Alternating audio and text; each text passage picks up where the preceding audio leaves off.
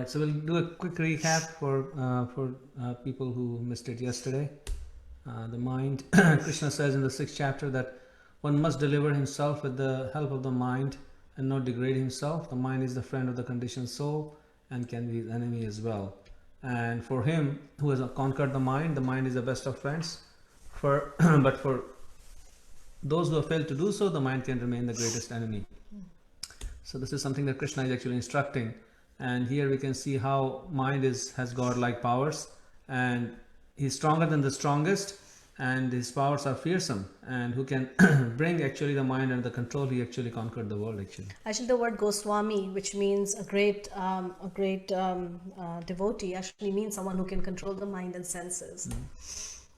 And then we looked at this amazing power of mind, which basically says that we have so many thoughts in a day, right? And the mind can do so many calculations. It does so many things, parallel processing,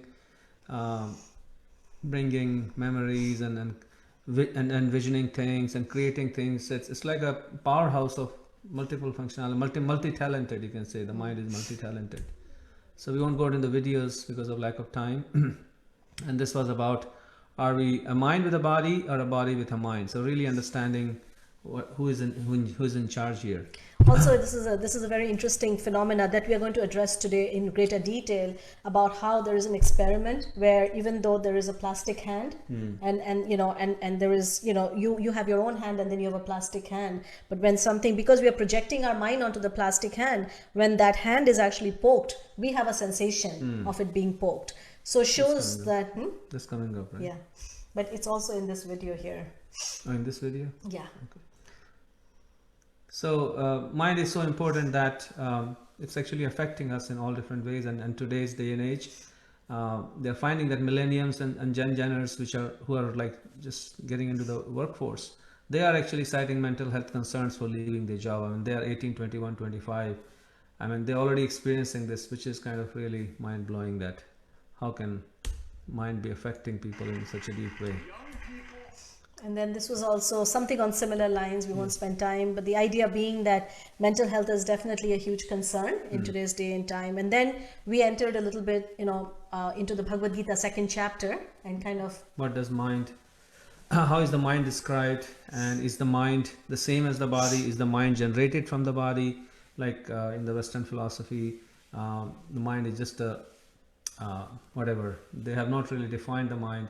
But in many thinkers have thought that mind is separate from the body, and this is what Bhagavad-Gita also affirms, that the body is gross matter, the mind is just a subtle matter covering the body.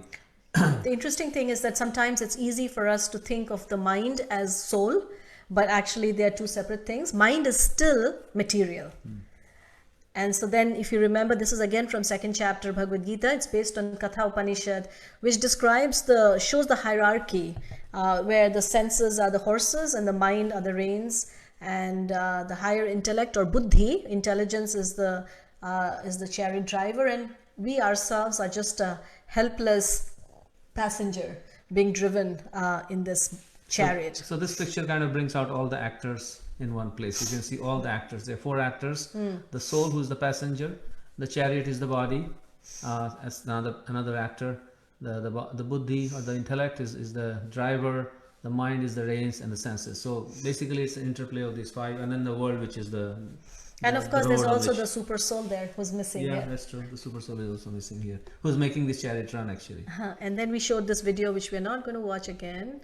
This is all yesterday. And then using modern terminology, we compared the whole body-mind interaction to computer hardware, software. The body is the hardware, the software, operating system is the mind, and the applications are different. Applications are like the desires, and the meditation is like the antivirus, and the soul is the actual user of the soul. All these toxic negative desires are like all these viruses that keep popping up, and they stop they slow down the speed of the computer, and it's so crash it, wipe out the hard drive. Yeah, they just do all kinds of your information. Exactly. So the whole everyday meditation is like every day waking up and running an antivirus program on the software of your mind. And then this I really liked. It's one of my favorite examples. Helped me understand this idea so much better. That what is the interplay between the mind and the soul? And so the soul is fire, and the mind is like the smoke that is covering this fire. And so just like the smoke obstructs the real power of the fire, it also prevents us from really being able to see the fire with full clarity, right? What does smoke do? It kind of blinds us, and the eyes get covered with smoke and we can't really see. And there are so many such examples that are used. Also mirror, dust on the mirror, right? That's another analogy that is used to show how the mind is compared to a mirror, but then the dust is like all the layers that is covering and doesn't allow us to see who we truly are. And it also kind of shows the power of the self, which is the soul. Even if a little bit of fire is there, it may be covered by dust and everything, but just with a little bit of fanning, the fire can be brought back to its full power. And that's what this whole process of chanting Krishna's names is. It really fans the spark. I was also thinking that how the smoke is actually also a product of the fire. The existence of smoke is actually dependent on the fire itself, and in the same way the fire can also dissipate that smoke, right? So ultimately the power lies in the fire. If the fire is weak, then the smoke becomes dominant. If the fire is strong, then the smoke goes away. Yeah. So that was all yesterday's stuff. Oh no, we did this also. Yeah. And this kind of, many people ask this question, that are we living in a simulation? Our whole perception of reality is that a simulation. And many scientists are wondering, like Elon Musk, he talks a lot about this simulation. We are all living in a simulated world. And in a sense, Bhagavad-Gita and Bhagavatam affirms this, that yes, we are actually living in a simulation, in the sense that our perception of reality is like a simulation, projected reality going on the screen of the mind. And whatever the mind presents us, that's the reality we see. The soul has no means to perceive reality other than what is projected on the mind. So however we condition the mind, that's what the soul will see. I really liked the point you made yesterday, that how the mind has all these different windows, and whichever window is open, that is our perception, this narrow window. And I think we looked at this called the Umwelt factor. Remember, we looked at that's our narrow window of perception, and that's our reality. And so I was later reflecting on this in my own life, and I was thinking that when I understand that the mind is simply a screen on which it's telling me stories, and it's like it's created all these movies, and it keeps playing those movies over and over again. But I was thinking, oh wow, I can actually change the channel if I want. I don't have to watch that movie. So knowing that kind of allows us to reclaim our freedom and our strength at being able to make those kind of changes. Yeah, the soul has two channels to watch, essentially. It can watch the spiritual channel, which is its real self, or it can watch the channel of the mind. So wherever we pay attention, that's where the soul gets fixated. And the reason the soul gets entangled with this material world is because its attention is fixed on this channel of the mind. Just like when little kids, when they're watching Teletubbies or whatever, you cannot Teletubbies. You cannot make them do anything else. They're just like, it's like they're drugged. Yeah, they're drugged. Right? Like they're just like, playing video games. Teenager playing video games. Yeah. They will spend the whole night just doing that. And so that's the mind. And we all know that sometimes when we want to go to sleep, the mind just refuses to switch off, no matter how hard we try. So that's the mind. But there is good news also, not all bad. So this is another very common thing. I mean, not so common anymore, but over the years some people have believed that, oh, maybe everything is just the brain actually does not the brain actually creates consciousness, right? Brain creates the consciousness. Brain is the center for the mind, and everything is actually created by matter. So this is the prevalent conception amongst scientists and doctors. But this neurobrain surgeon, even Alexander, he actually refutes that on Larry King Live. It turns out there is a scientific revolution going on now about the mind-brain discussion, the relationship between the two, that is extraordinary. And I think it's going to lead to a complete shift in our worldview that is unprecedented. And this living in a mindful universe is really about that scientific revolution. Are you discounting whether the brain controls consciousness? No, I think what we would say is the brain is a reducing valve or filter that allows primordial consciousness in. That is, the brain is not the creator of it. You cannot explain all of the details of human experience, especially all the evidence for non-local consciousness, the evidence for things like reincarnation, past life memories in children, indicative of reincarnation, things like that, if you think the brain is the producer of consciousness. So You- what I'll go and is share the it on my page. well, consciousness is what exists and generates the entire universe. It's the this is fundamental my ground state. consciousness now, right? It's all consciousness. It's all generated within consciousness. I mean, the thing to remember is we're under, we discuss in the book, what we call the supreme illusion, and that is that the brain and mind are very good at convincing us that all this stuff around us is out there. But what you're actually experiencing is a model deep within mind that is supposed to represent something that is out there. But I think that's where it's important to point out the mystery of quantum physics, because the experiments in quantum physics keep showing us in no uncertain terms that consciousness is fundamental, that the conscious observer and our free will has everything to do with determining outcomes. It's not determined by mechanistic chemical reactions and the laws of physics and It's amazing. It's so fascinating for us to see how this ancient knowledge and this modern, findings, they're intersecting. For the longest time, these two realms have stayed so separate, right? And Like people have, mistresses. yeah, like as if they're just like constantly, against each other. But we see that as we start looking at these threads, we see how they all come together and exploring. And there's a happy union, Yeah. at least in some circles.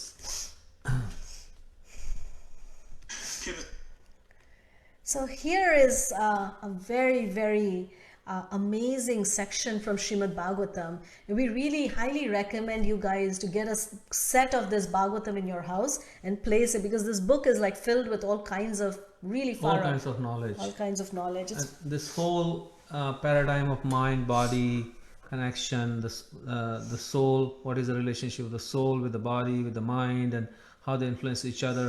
This whole concept is explained through this allegory, which is actually a true story of this great king, Prachina Barhisat.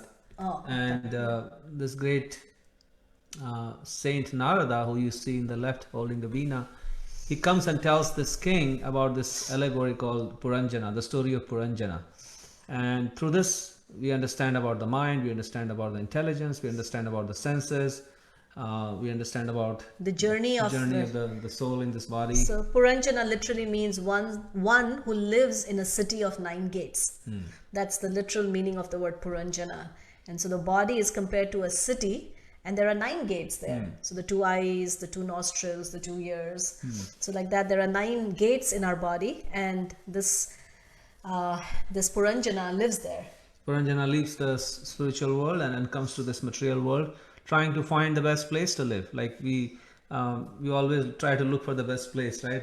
We make journeys, and then we have gone through our part of that journey to find the best place. So Puranjana desires to find the best place, and then he comes and finds this city of 9 gates, which is So the he's human body. Yeah, but he's accompanied in the meantime by this person who's an unknown friend. What's the Sanskrit word? Agyata Bandhu. Agyata Bandhu or something like Agyata Bandhu, who comes with him, and that's the super soul, and the two are traveling together, and then they finally find this perfect city to live in, which is this human body, which is considered very special. And in this human body, this Puranjana, who is somehow displayed as a monkey in this picture, but anyways, he's a great king, and he finds in a garden this beautiful lady who's traveling with the serpent, 5-headed serpent, and thousands of servants. Well, there are 11 attendants with thousands of attendants of those 11 bodyguards, basically. So the idea being this woman that he meets is actually a personification of our intelligence. Material intelligence. And so he meets her and he inquires, like, who are you? And, where are we? And she says, I don't know anything. All I know is that, you've come here and you want to live in this city and you want to enjoy, and I will make all the arrangements for you. I'm here to serve you. And I have my bodyguards who will serve you too, and all the attendants will serve you too.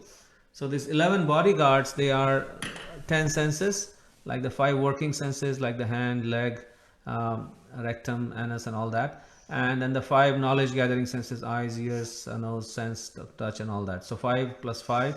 And the 11th bodyguard is the mind. The mind is the chief bodyguard of all the other 10 bodyguards.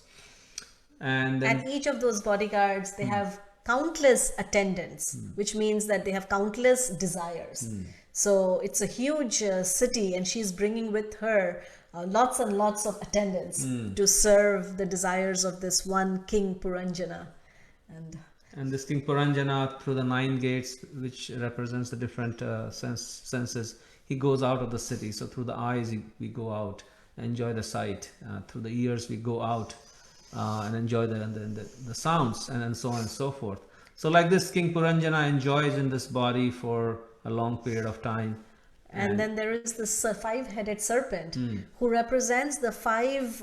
So in Ayurveda, we talk about these 5 bodily airs, which is prana basically, and that's carrying this soul, right? The mind and the subtle body and the soul, they're actually carried by this prana. So this 5-headed serpent protects this city from any kind of attack, right? So like this, Puranjana. Like in Ayurveda, if the ears become disturbed, then the body becomes like consumed by different diseases. So like that. So like this, time goes by, and then the body becomes old, and slowly what happens is the different the snake starts becoming weak. The ears become weak. The senses start, the gates of the city, they start becoming weak. And this Chandavega, which is the time, which means one who rapidly flows, he starts basically attacking the city of 9 gates. And slowly the whole city starts falling apart, and finally the whole city is actually catches a fire, which is like the fire of death. And but yeah. But I guess the thing is that the Puranjana is very attached to his wife, this intelligence, right? This material intelligence. So then they escape from this city. So when they escape, who escapes with them? So Puranjana himself, which is the soul, escapes. Along with Puranjana escapes this intelligence, which includes the mind, right? The subtle body. And along with her escapes all her attendants, right? So all these attendants, which means all these desires. All these desires, they escape, and in this way they find another body, and then this. So Puranjana, because he was so fixated on this material intelligence, he takes birth as a woman in his next life, and then he marries a devotee. Vedarbi, Yeah, Vedarbi. His name becomes Vedarbi. So this kind of display shows the process of reincarnation. Whatever our consciousness is fixed at the time of death, that's the kind of body we will get. So we encourage you to read this story in Srimad Bhagavatam, Canto 4. And it really, it's very educational. It's very transformative to see. This is our story actually. Yeah, and also it shows that what is the process. So the mind actually is playing a huge part in what kind of future body we are going to get, and we'll talk more about the relationship between the mind and the intelligence, which is actually a very important point. So the first function of the mind is to receive the input from the 5 senses: the sight, smell, touch, taste, hearing. These are the knowledge acquiring senses, and it receives those input and then combines those input and simulates a reality. It's like simulates a model of what is outside there in the real world. And this is what it presents that on a screen to the soul. When the soul is paying attention to it, then the soul will see it. If the soul is not paying attention to that, then the soul will discard. Yeah, that happens a lot, right? Sometimes when we are not interested in something and something is, like sometimes this happens so much, right? People live in like very loud areas and they're not even aware that there's so much sound going on. So it all depends on where our focus or where our mind is. And so when our mind allows that window to open, then we become aware of the sensual input that the mind is actually receiving. And then based on that, then the one big function of the mind is acceptance or rejection. This is the one thing that the mind does constantly, continuously. I like this, I don't like this. I want this, I don't want this. This is good, this is bad, right? This is my friend, this is my enemy. So it's like constantly going, between these two states of acceptance and rejection. And maybe we can, like for the next day or so, we can just observe our mind how many times it's accepting or rejecting something. Yeah. We can become aware of its function. So I know this is a lot for you to take in. So I don't know if you should maybe take a pause. Take a pause here real quick and see Some because- thoughts or reflections or questions or comments. Because if you're finding it hard to understand, we'd like to give enough time for if something needs to be made more clear, we can make it more clear.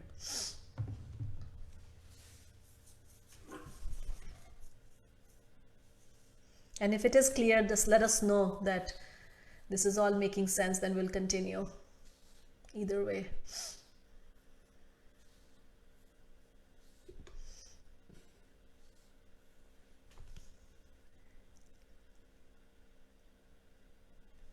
Everyone's quiet. Okay, Delia, when you say our mind, this is all making sense. Thank you, Sid. Oh, thank you, Abhigata. Yeah. When you say our mind at the moment of death determines what body we get, do you mean more than just the physical body?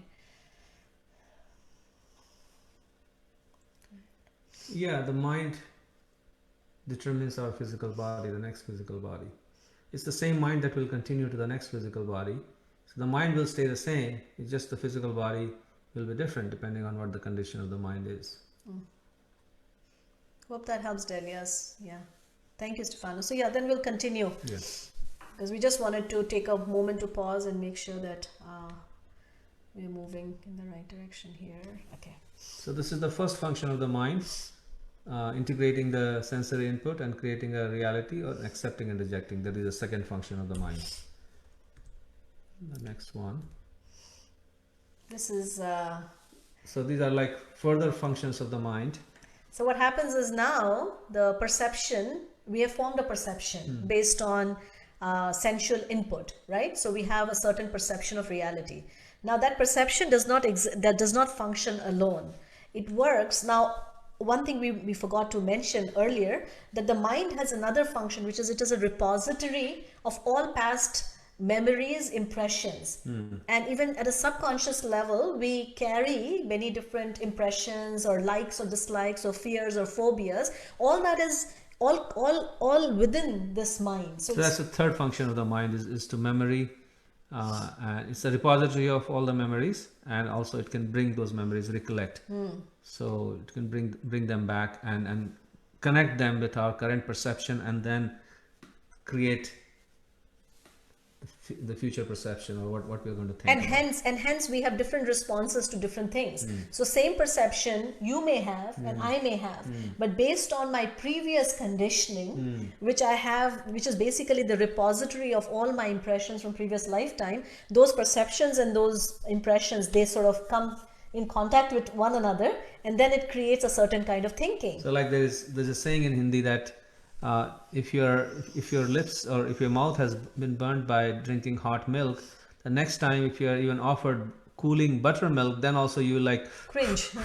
or you will like try to cool it down. That's your... Yeah. So if the milk is presented to two people, and if somebody had a bad experience or they have milk allergy, they will look at the milk, oh, take it away from me. And the other person really likes the milk. So our past memories, they play a big role in how we react to the current world situation. Yeah, it's amazing. Sometimes you see that. I remember, with my own brother, I remember when he was young, I used to love going to the mountains, and, and my brother would hate, like he would be so scared of heights and going to the mountains. So we sometimes don't understand like where all these things come from, but they're just impressions that we are carrying from previous lifetimes. So with these two things coming together, it creates a certain kind of thinking pattern, a certain kind of thought pattern within our mind. So thought is still just the facts being processed, and from thinking about something, we kind of start developing some attachment or feeling about it. So feeling is when that's the domain of the mind, which involves emotions, and it involves basically connecting the current perception of things, connecting our memory of certain things, and then creating a feeling about it. And that how do I feel about it? How do I feel about it? Yeah, like rain. Yeah. Right? I mean, Yeah. we may both have an experience of that. Yeah. What does it make me feel like? So that's our feeling. And from that feeling emerges an action plan, which is our willing part, which means that now I say, oh, I really love mountains. You know what? I'm going to maybe find a place which is, in the mountains, and I just want to live there. Or I hate mountains, so I don't want to go there, right? So that's our willing, which means it translates into action. And when that happens, that's where intelligence steps in. And the mind uses the help of intelligence to plan out the action. How do I do it, and what are the pros and cons? Should I do it or should I not do it? And all that is being taken care of by the help of intelligence. So these are all functions of the mind, and this is where we'll see how we can manage the mind, because we can manage the mind at the thinking stage or feeling stage or willing stage. That the later you go, the harder it is to manage the mind. Exactly. The easiest, I think Naji asked, how does it work at the level of the senses or at the level of the mind? And we said it's both. So the kind of perception, so sometimes we say that, we like in Ayurveda, we talk about we are what we eat. But eating is not just through the mouth. Eating is also through the eyes. What kind of sensual input are we taking through our eyes, through our ears? All that becomes part of our mental landscape.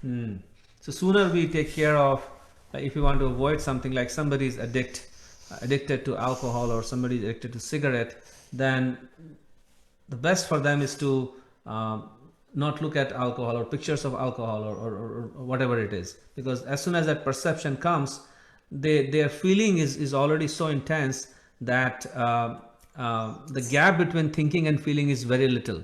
If something is unknown to us or whatever, then there is a big gap between thinking and feeling. But for somebody who already has a strong affinity for something, the gap between thinking and feeling is very little. So as soon as the perception comes, like as soon as they see a picture of alcohol, a bottle of alcohol, the addict will say, I need to get it. And very quickly that feeling transforms into willing.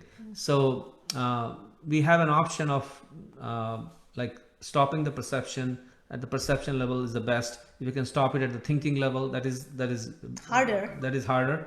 Feeling level, it becomes very hard. At the feeling level, and then the mind just comes. And that's what we say, that the pushings, right? Like I'm helpless, I'm driven by those emotions. So here is, we talked about the intelligence, and in the story of Puranjana, the intelligence is seen as a wife, but sometimes the intelligence is also seen as a mother. A mother. So depending on the kind of mother one is, so a mother could be either very permissive, or she could be a mother who likes to discipline her child. So if the mother is very permissive, then the child comes and tells the mother that, I want to have, cookies, and I don't want to go to school, and why can't I not just play video games all day? Then the mother would say, oh, my dear little child, of course, you can have whatever you want. Is that what you like? Okay, and I'll make the arrangements for that. And so that would be, the permissive mother would be sort of the material intelligence. So Mother intelligence is always higher than the mind, and if the intelligence is not sharpened every day, then the intelligence will become permissive. The intelligence will become an accomplice to the mind rather than a teacher to the mind. And that's why one of the aspects of getting free from this cycle is sharpening our intelligence and teaching the mind using the intelligence. And Krishna says in the end of the 3rd chapter, if you remember, he says that you should develop, with the help of the spiritual intelligence, you should curb this enemy called lust. So developing our intelligence, which we are doing through the process of chanting, and which we are doing through the process of studying the words of the Krishna, that really sharpens our intelligence. And that is why, we because sometimes people say, what is the need for so much knowledge? Why can't I not just experience that emotion of love? So this is why we need the intelligence, because we need to sharpen the intelligence so that the intelligence can then regulate the mind and bring the mind back to. Because the mind is going to throw all kinds of tantrums. The mind is the biggest tantrum thrower, just like a little baby. She knows all the tricks, how to get the mother to do what she wants to do. Yeah. So sometimes the mind will say, oh, poor me, I never get to enjoy, just like Dhritarashtra, right? That's what Dhritarashtra was doing. It's like he's just he's just completely like a victim. It's like, I never have anything. And so the intelligence says, oh yes, you're a poor thing, and let me get you whatever you want. So that's why you need intelligence that comes in and says, hey, At the end of the life, actually, there's a story that there was a boy whose mother, who was raised by his mother died, so he was raised by his mother's sister, and she was very permissive of this boy. So the boy got into really bad habits and started stealing and all that, and the aunt never really corrected him. So the boy ends up murdering somebody, ends up in the prison, and is sentenced to die. So at the end of the police officer asked him, the jailer asked him, what is your last wish? He says, I want to see my aunt. And the aunt is called to meet him, and the boy says, I want to say something to you privately. So he tries to go towards her ear, and he bites off her ear. He says, and the aunt says, why did you do that? He says, well, if you because of you I am here. If you had not been so permissive and corrected me while I was growing up, I would not have ended up here. And this is the lamentation of the soul at the time of death, that Hari Hari Vifale Jana Magamayo, that I have wasted my life. And that's it's too late at that point.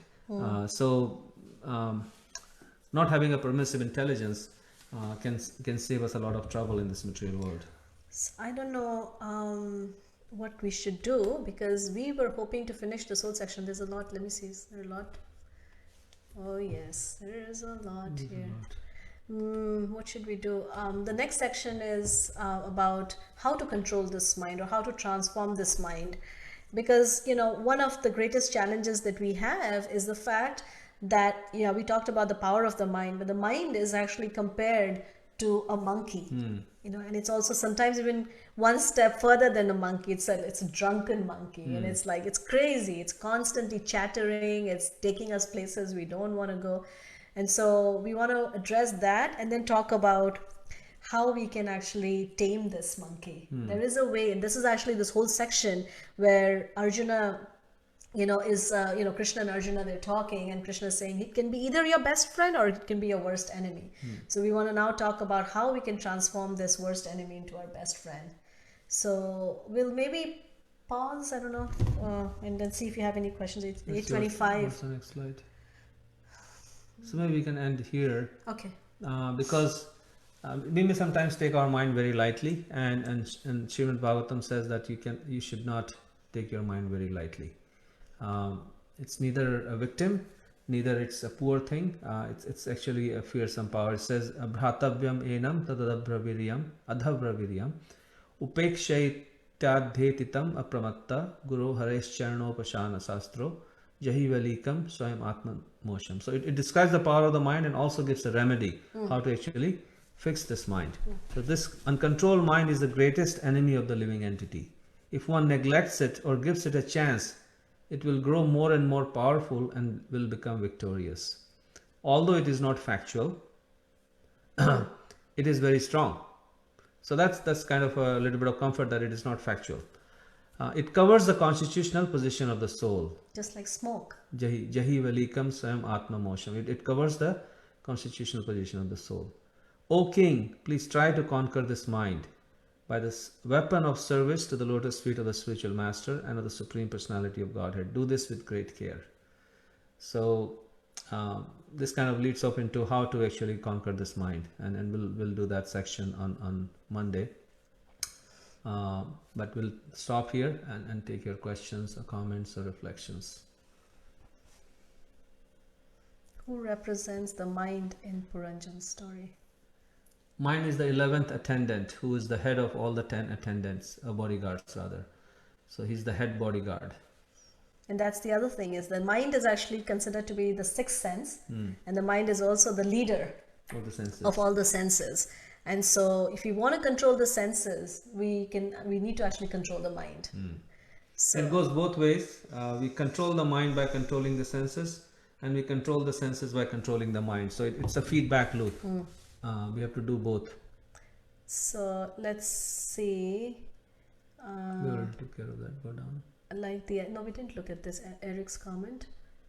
Like the analogy of mind with modern technology makes the understanding easy. I like the idea that the brain is the conveyor of consciousness rather than the producer of consciousness. Very nice, Eric. I like the way you put it, actually. It's very Conveyor nice. of consciousness. Rather than the producer. When you say our mind at the moment of we already did that. This is very clear. Let's go down. These are really very interesting facts. Curious to know how much effort is required to transform this mind. So for the next episode, wait until Monday. Are samskaras the same as memories from lifetime to lifetime? Aha.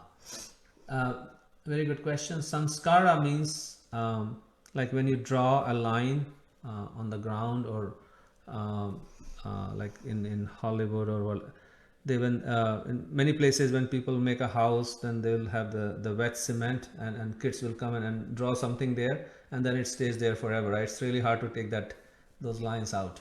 So samskaras are like when something becomes a habit and we do it repeatedly, that forms a samskara, which is like a line in the mind.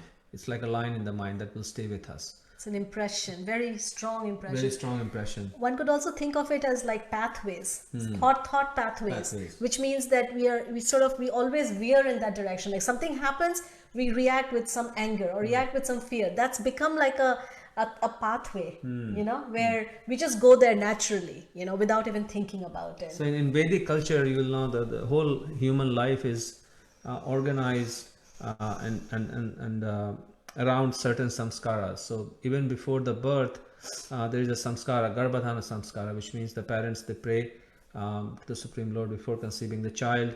So the child is already imbibing that vibration. At the time of birth, there is a jata samskara. And when the child starts walking, then there is another samskara. When the child starts going to school, there is another samskara. The first alphabet, that's a samskara, right? So at the marriage, there is a samskara. And finally, when the person dies, it's called antim samskara, which means the last samskara. So the purpose of the samskara is to remind or connect every stage of life with spiritual reality. That is the main point of samskara. So that image stays in the person's mind that, okay, I'm here for a purpose. I'm here for a purpose.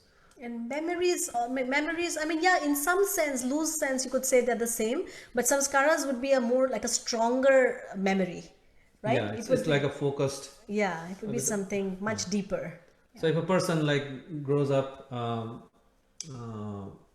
like seeing drinking or things like that in their household, that creates a samskara, and that the person would be apt to, or more apt, induced to get into that himself or herself. Does soul have feelings, Sid? I think we lost. We lost the question. Okay, go up. Okay, so Sid is asking, does soul have feelings? Yes, soul is the epicenter of all feelings. Soul is driven by feelings and emotions, which are ultimately, the soul has true emotions of love and service to the Supreme, and love and service to all the living entities. That is the nature of the soul. It's full of feelings, but those are spiritual feelings. But when it's covered by the mind, material mind, then it basically experiences those simulated version of material feelings, which are not its true feelings. And so therefore, when the soul starts to look away from those feelings, that those are not my feelings, those are the feelings of the mind, then the soul can actually act on its true feelings, which are the spiritual feelings. So science of Bhakti Yoga is basically making our spiritual feelings prominent and bringing them to the forefront of our life. Can a certain perception be externally influenced? Can a certain perception be externally influenced to get a changed perception?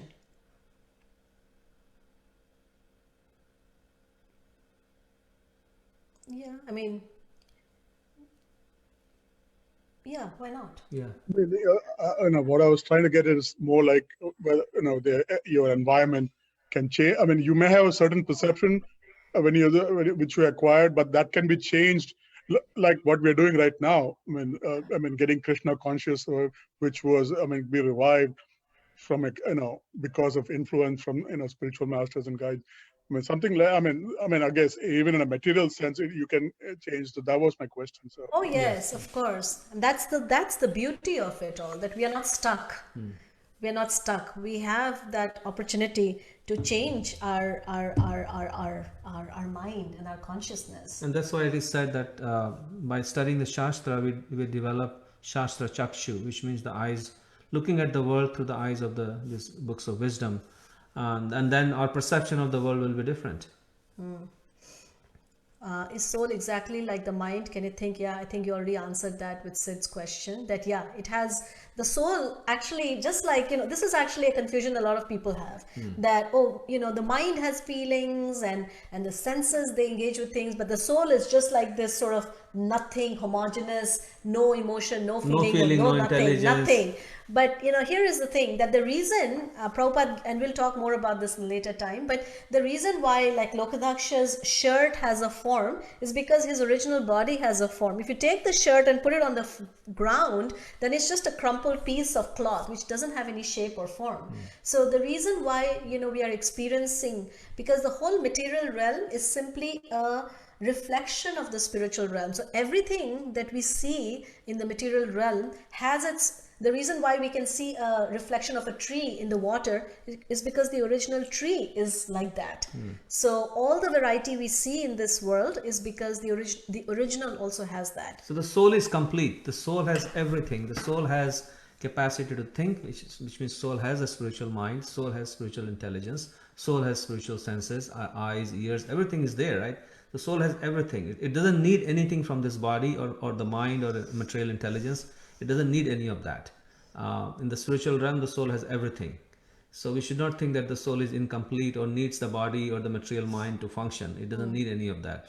That's like a trapping. Rather. It's like when you want to go into a prison, then you don't really need those prison clothing, but you're given those prison clothing in order to be a inmate, right? You have to wear a certain kind of dress. But suppose they say, oh, you have to always wear this dress. Without this dress, you are nothing. That's not true, because you always have your own original, or a spacesuit or whatever. Yeah, and when the soul comes into this material realm, it becomes tiny. It becomes like a prisoner in the prison cell. He's like, there are other bad prisoners in the cell. He goes into one corner and just sits down like this, really scared, and just leave me alone, kind of like really shrinks down. So this is the nature of the soul. When it comes into this material world, in this body, it really shrinks down. Okay, just let me be. But the mind and intelligence and the body. I have to share a little inside, story about He loves Prison Break. Yes, when he was growing, when he was in college, and as you can tell. We are all trying to break from this prison. So. Yes. Right. So soul has all emotions, memories, feelings, everything. Okay. Yes, everything. Complete package. Memory too? Okay. Yes. Yeah. Oh, okay. Thank you. Yes. People often think emotions are their own independent, spontaneous, uncontrollable things. I read a phrase once, feelings are just the juicy part of thoughts. So nice. Very nice. Anaji, I really like the analogy of the two television channels, one material and one spiritual. I was just reflecting that for me, the biggest challenge has been learning to switch back and forth between the two channels in a disciplined way. That's our problem. How to spend perhaps an hour every day on the spiritual channel and the rest of the time on the material channel. Yeah, and I guess, Naji, just to add to that, we also learn how, we may perhaps never have to, because one of our challenges is seeing those two channels as being separate, seeing them in two different boxes. Actually, within the spiritual channel itself, all the material stuff is also included, because, when we say Atma includes within it the body, the mind, and the senses. Right, so I just wanted to, I know you already know that, just wanted to throw that in. That Okay, we'll have to talk more sometime, because my education at the Waldorf school was very much like spirituality in the world, right? It was like spirituality through your work, but it's completely different than what the Bhagavad-Gita teaches. Okay, so we'll talk offline. We'll talk offline. Yeah. Go ahead. Understanding and becoming cognizant of our inner life also helps us to understand ourselves better and our interactions with others. Yes. Do samskaras transfer from lifetime to lifetime? Yeah. Absolutely. Yeah. Samskaras are like stored in the mind, so they will transfer. Like you said, if someone sees drinking and all, it becomes a samskara, but it can happen otherwise. Yes, and you will see the demerit. Absolutely. See, that's the thing that we always, how something is going to impact us is it's not the act itself, but how it transpires within us, and how, what we perceive through it and how we process it. All that is so individual. So for one person, it may attract us. For another person, that may become the reason why we hate that thing. Yeah, you say like never again, So yeah. Delia, sorry also about the samskaras. They can be positive or negative imprints, but they're still of the mind, and the idea is to transform the mind. Yeah. And bhakti is actually about creating these very strong positive imprints, Spiritual samskaras. And we see that, like, people come into this world, and for some reason, like, right from the very beginning, or even sometimes like at the age of 25, 30, they suddenly have this, like, I need to know. Like, and just like you guys, you probably have your own story, which I'm sure is very interesting, like how, in the environment that perhaps we grew up in, there was nothing of this sort. And yet this very strong pull, like, I want to know. That means that this is some impression that is pushing us in this direction. Yep. So. And when the time is right, Krishna will bring those samskaras to the forefront. That's what Krishna does sitting in the heart. He's like the slide master. He keeps changing the slides. So we'll, see, we'll just look at everyone. This is one of our favorite things, to look at everyone, at least the names. Anjali, so nice to have you. Ashutosh, so wonderful to have you guys. If anyone wants to share any love, then we'll continue this on Monday, and we'll talk about how to transform the mind, because that's really where the rubber meets the road. It's like we have this crazy monkey who doesn't let us sleep at night, who's constantly doing this negative talk, who's hitting at our self-esteem, who's making us insecure, right? It's making us angry. It puts us on this feedback loop about negative emotions. We find it hard to forgive, even though we want to forgive. Like, all these challenges that we experience, it's all in the mind. And so how do we get out of that, right? So that's the big question, and we'll do it on Monday. So Hare Krishna. Thank you. Thank you. Rajesh, do you have any thoughts or comments?